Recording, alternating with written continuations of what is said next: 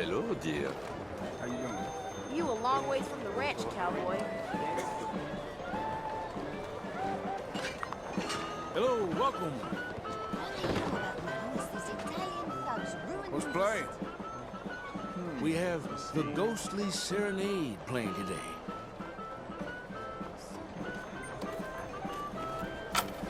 Can I buy a ticket, please? The show will be behind in any of the doors beside the booth.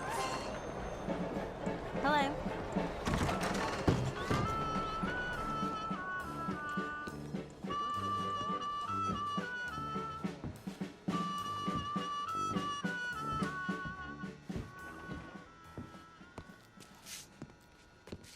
Greetings and salutations, gentlefolk.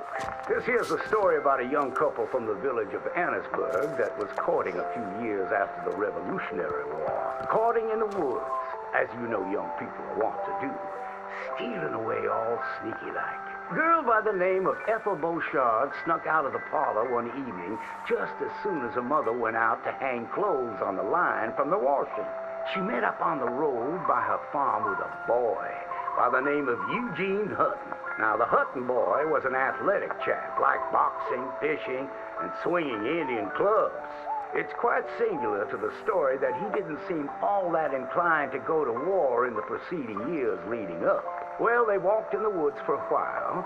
Pretty soon they lost their bearings and no longer knew the north from the south, nor east from west neither. Then they heard a low, moaning sound. What's that terrible noise? She said all trim. Must be a sick calf looking for its mama. They've been known to bawl like that. Let me take a look, said Eugene. Well, old Eugene went and disappeared around a tree, came out the other side, and gave her a terrible fright. Boom! She let out a shriek, then went to chastising. You should be ashamed of yourself, Eugene Hutton, She said, Instead of giving a girl protection, you go carry on acting foolish and fresh like the Queen's prize jester. But right then and there, a chilly wind blew through and knocked off Eugene's hat. I need to get back home. My mama has a terrible temper. She's like to stomp up and down if she finds out we're missing. She is a fair, stout woman, Eugene noted. But just then, before this couple of miscreants could head home, they heard the sound of heavy wheels, groaning, and people marching. The cacophony grew closer and closer, and through the fog they could make out the shapes of ghost horses pulling spectral cannons, and dead soldiers marching as if their graves could no longer contain them, each wearing a vile red coat. You will pay for your moral transgressions, the dead soldier howled, and cut his head clean off. Miss Beauchard shrieked in horror as Eugene's head landed right in her hands, his eyes still darting about, attempting to discern what horror had transpired. Little Miss Ethel Beauchard ran as fast as she could, stumbling and getting caught on trees as she tore through the forests.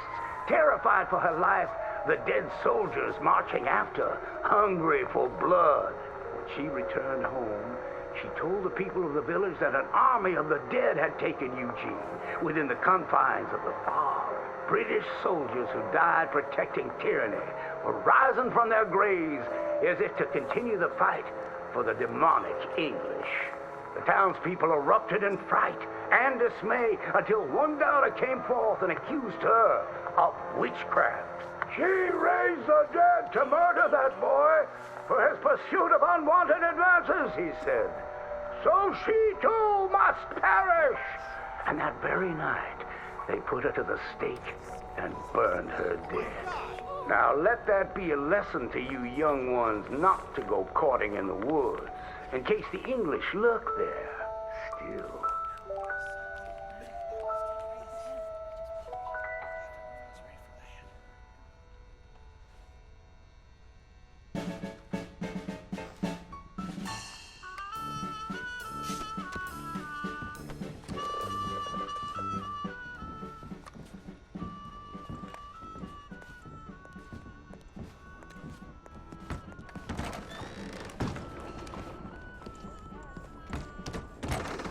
Hope it was a good one. See you No soon. harm done. Hey, careful now. Good evening. Well, hi there.